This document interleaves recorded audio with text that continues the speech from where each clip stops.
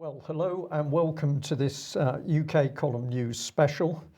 We decided that we would play out the full audio of the very brave whistleblower that has spoken to us over the weekend about what's been happening in care homes as a result of the COVID-19 vaccinations. The clip is about 15 minutes long. We believe all of it needs to be heard by our wider audience, and so we'll play out that clip and then we'll take the trouble to discuss some of the things which this particular individual speaks about.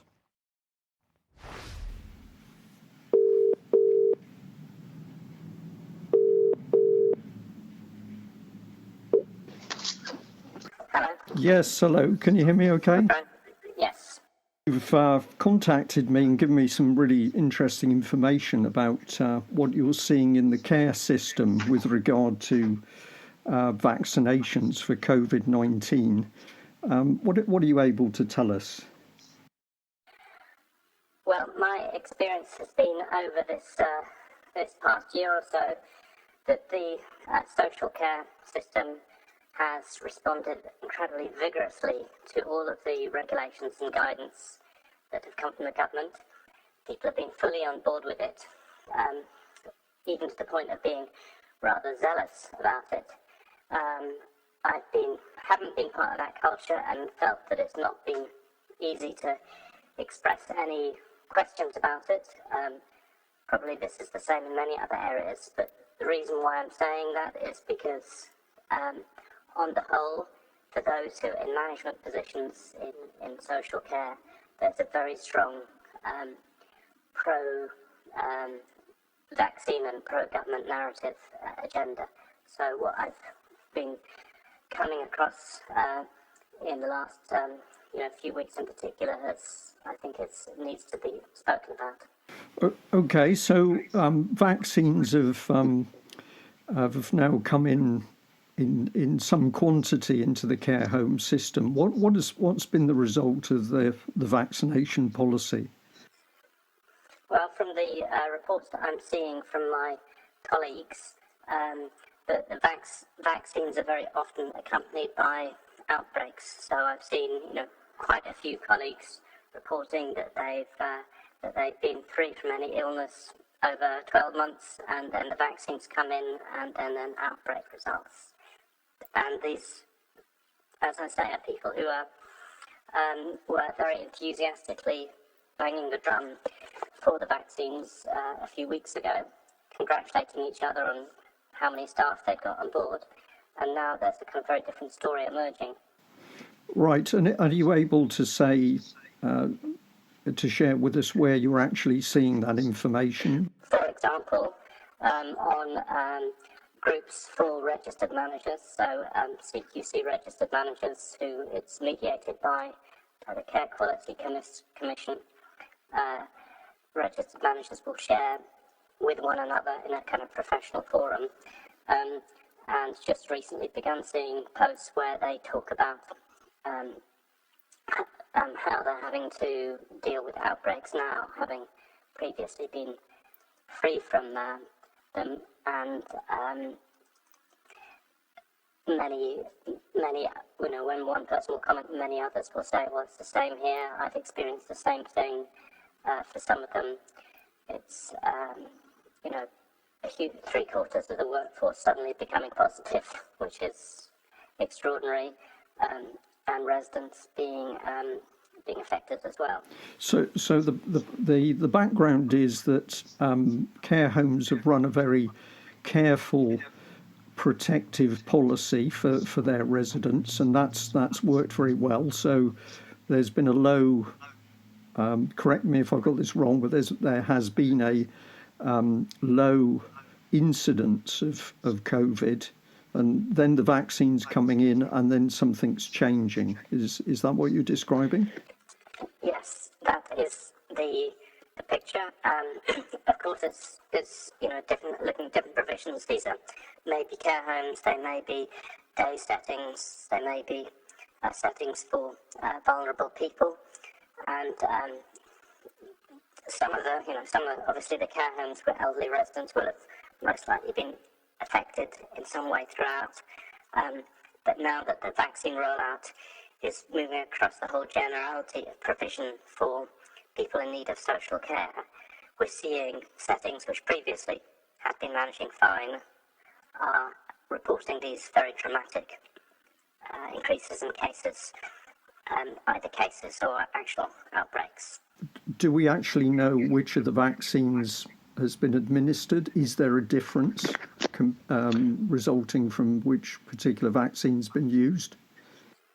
Well, that's not been reported to me. I expect one could follow that up. But the one which I've heard most doubts about is the Moderna Pfizer vaccine. Okay.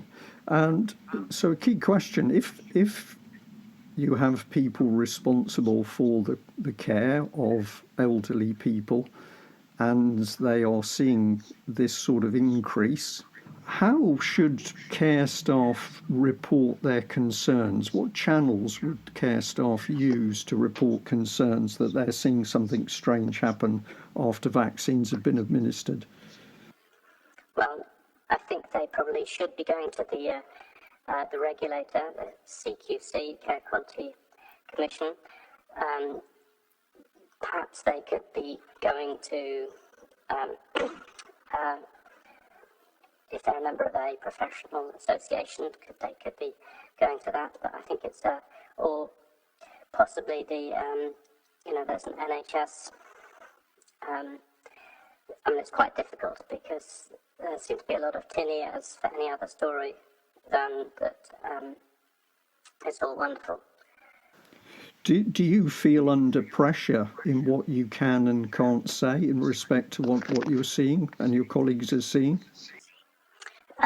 Very, very much so, in terms of there is an atmosphere of everyone has to be behind that narrative, and anyone who puts their head above the parapet and even just asks a question immediately stands out, because it's such a strong pressure to be on board with the war against the virus. Are you able to just say something about your particular qualifications? Yeah, so I've worked in the sector for 30 years or so, and I have the level 5 qualification in adult and young person social care. I'm a registered manager of a provision and registered with the Care Quality Commission. So in a nutshell. You've got a lot of experience in the sector. You must have seen a lot happening over 30 years. Have you ever seen anything happen like this before in those 30 years' experience? No, and my main concern here, and this is happening incrementally, is that increasingly anyone working in social care and the NHS, I think with the NHS it's much further gone, is becoming less and less able to act independently, and more being treated as an agent of the state and medicalising procedures. So whereas previously someone in social care would be responsible for providing the care, if there was a problem, they would be helping to see the doctor. Now it's much more going into the direction of those providing the care are also being instructed how to have medical interventions. So that might just be doing the testing, or it might just be recording symptoms of that. But what I'm really wanting to get to is that those working in social care are less and less able to exercise their own professional judgment and their own caring quality why they came into the profession, and more just having to follow guidelines and procedures that are passed down from on high. And I think that has a demoralising effect on people's own standing in what they're doing and have love and expertise for. And what would happen if you challenge those guidelines? Well, I think it's very difficult, because the risk is when you make a challenge, you risk losing your registration, and you risk inspection, downgrading. That has a knock-on effect, obviously, for all of the staff, but also for the residents as well, because one can only operate under license, as it were. So it's almost a black and white situation. You dance to that tune, or you appear to dance to that tune, or you go off and do your own thing completely independently without any of that funding, or which is very hard to do also in regulatory terms. So I think it creates a bit of a monoculture, whereas perhaps what we need is more of a diversity of different settings, with people taking their own approaches based on their own experience and professional judgment. That's my feeling. Thank you very much for that. That was a very, very good and concise report. So you're also seeing a little bit of confusion with the testing procedure itself. Yes, not just a little bit. I think huge confusion in terms of an understanding of what the procedures are supposed to be, in terms of how often testing and isolating, whether at home or at work and so on. But then people just finding that whatever those procedures are supposed to be, the system doesn't actually work, because the tests come back very, positive and negative consecutively, with depending on how often one does them. It's impossible to interpret them in a common sense way. And there are huge, whether delays in the mail or on phone lines or processing centres. It doesn't seem as though this system is really serving any purpose. It seems as if it's just going through the motions. Of course, the managers are keen to be following the correct procedure, but they don't want to be picked up on that. It's hard to read into their comments that they think that there's any logic in the way it's working, or that it's actually helpful. Right, and where would those managers take the key advice from as to how to conduct these tests and what they should do as a result of what the results of the tests are? Well, from their own training with Public Health England or the NHS webinars, professional associations, there would be guidance about those. So they have, that's the background that they'll have. Right, there's not a sort of common statement document, policy document from CQC or the NHS on, you work in a care home, this is how you should conduct and interpret the tests. Well, it's an ever-changing landscape. It's very hard. I mean, I'm just reading now one of someone who's been doing the LFT, the lateral flow test, daily and having no symptoms, negative for 8 days, and then lo and behold, having positive tests coming from the other tests, the PCR tests coming back in the post a few days later. So it's very hard to know how to interpret, or what.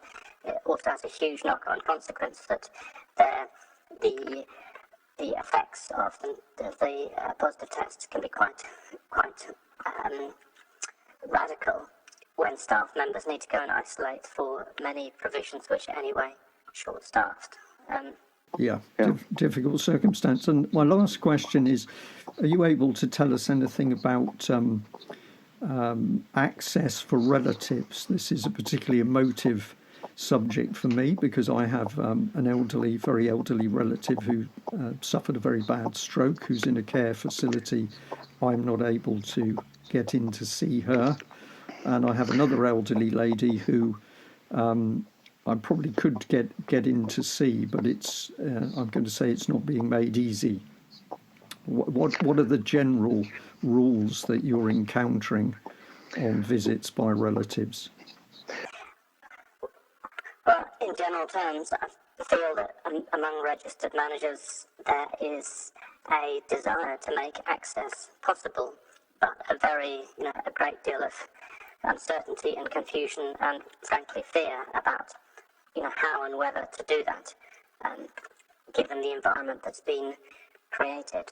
So it's a tricky one. I think people recognise that there's a right for residents to be able to see their relatives, but not quite knowing how to do that in many cases within the guidance. And I expect that on the ground, I expect that there's a huge diversity of different practice. Yes, and this must inevitably, I'm speaking from the point of view of being a relative, but from the point of view of staff, this must put them under huge pressure because they will know, I'm sure they experience the feelings and frustration of family members. Absolutely, and I think you've covered yourself some, instances, standoffs between staff and family members. In some cases, the staff are sympathetic. In other cases, they are just wanting to enforce those rules. But I think increasingly widely, staff are feeling that this isn't sustainable to carry on in this way. Yeah. Okay, let's. I'm going to say thank you very much for that, and thank you very much for being prepared to talk to the UK column. Thank you.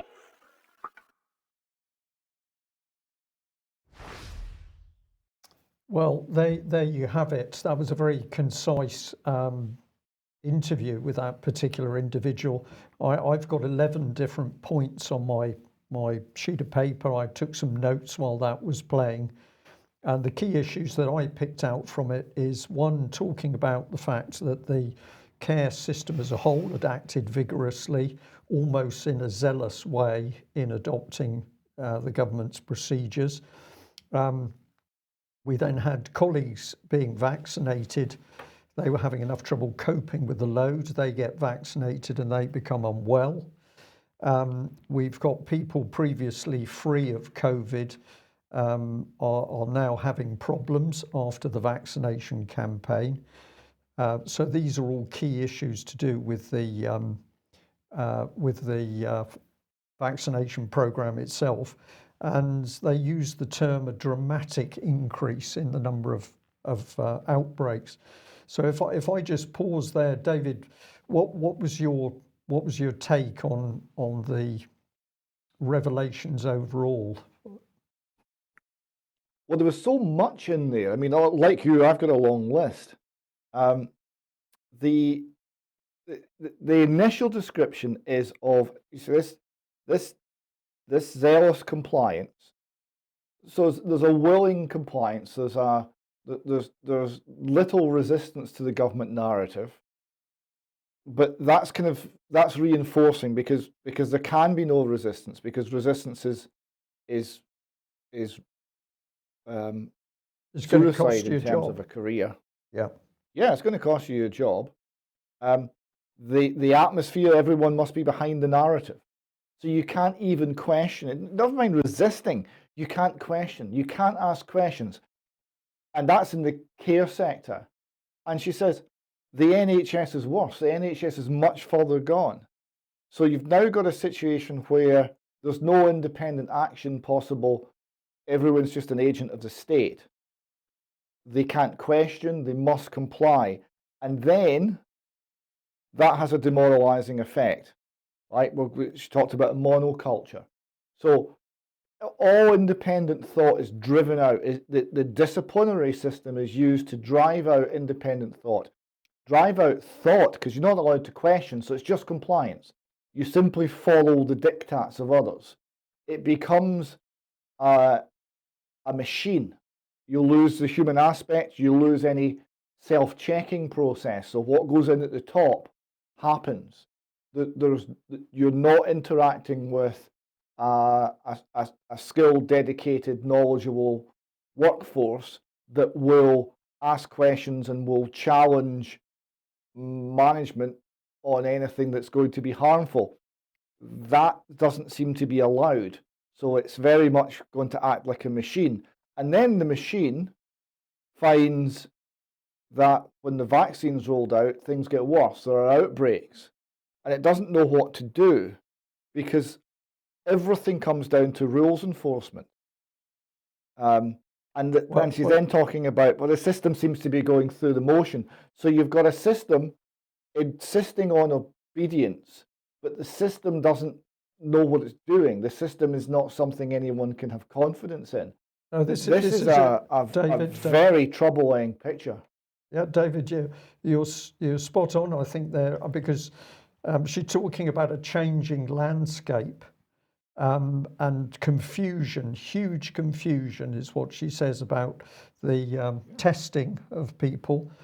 When I asked the question, well, who would you consult with in a professional sense to discuss this sort of thing? She mentions the Care Quality Commission and then suggests, but it could be the professional regulatory body that you are signed into. But then the statement is made, but the problem is they seem to have tin ears. They don't want to know any concerns about the policies that they have put in place. And as you say, if you challenge this in any way, you're going to severely damage your career or you're going to lose your job. So at one point, I had it here as point number 8, they were saying that basically you weren't there as a carer anymore to think about the job and to make your own individual judgment about how best to care with somebody in your facility. You had to become, and the quote is, an agent of the state, unquote.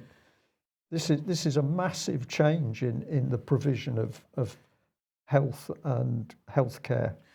I mean, I think we began to see this in April and May when we started seeing the excess mortality in the care homes. And what was the cause of it? The cause of it was blanket do not resuscitate orders. Yeah. And mixed with people being exported from hospitals with indeterminate COVID status and being pushed into care homes which weren't equipped and hadn't actually developed any procedures at that stage for how to deal with it internally. Yeah. And also the withdrawal of emergency healthcare from, so if a case was found in a care home, then they weren't necessarily going to get medical support from the local NHS.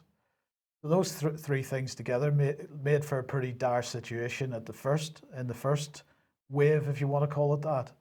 And there was excess mortality as a result. Now the question is, were we seeing the same situation then with care home management that didn't feel that they were able to question the policies that were being posed on them from outside? But now we're a year later and they've implemented, as we've already heard, they've implemented all the requirements of the Care Quality Commission and other regulators. And they have, in this winter, absolutely achieved any goal that they could possibly have wanted to achieve in respect of repeating what happened in April and May, because the statistics are absolutely clear. There has been no excess mortality in the care homes during November, December, January, until the vaccination happened. And then we start seeing excess mortality in the care homes. Yeah. The ONS every week publishes the data. Where is the excess mortality happening? And the care homes have not been, it's been on the average. Yeah. So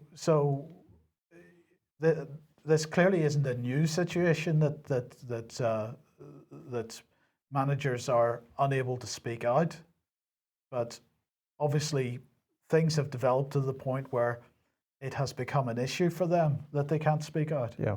I would just say to the audience who's listened to that clip with us, we were also provided with evidence showing dialogue on official but social chat sites where care home managers from across the country were all reporting exactly the same things. They were talking about protecting people, no incidents of COVID, vaccines coming in, and then suddenly we've got an incident. So the person that you've just heard speaking was able to provide evidence of other colleagues dispersed in other care homes who were also reporting exactly the same things.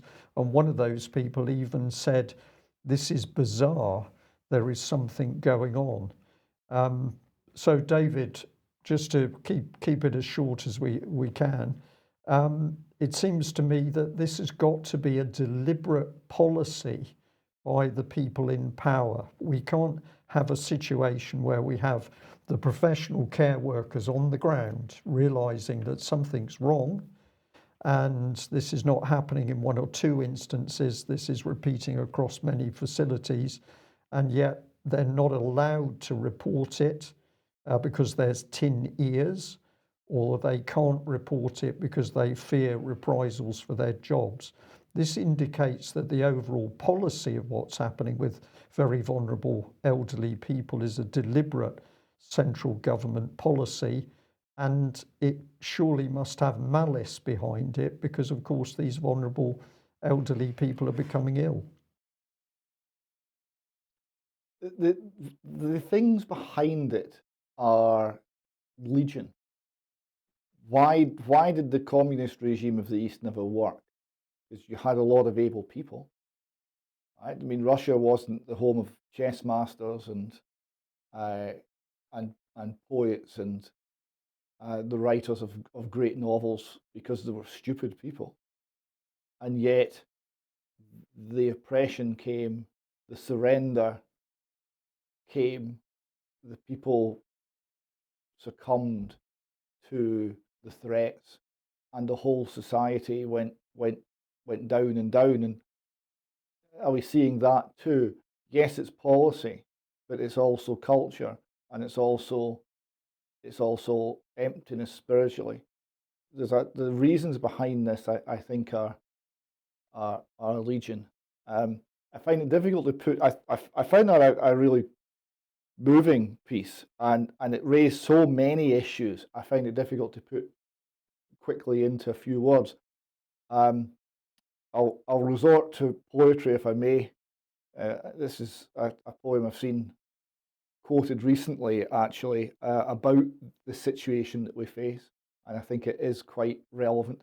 It's called "The Second Coming" by William Butler Yeats, and the first stanza is: "Turning and turning in the widening gyre, the falcon cannot hear the falconer.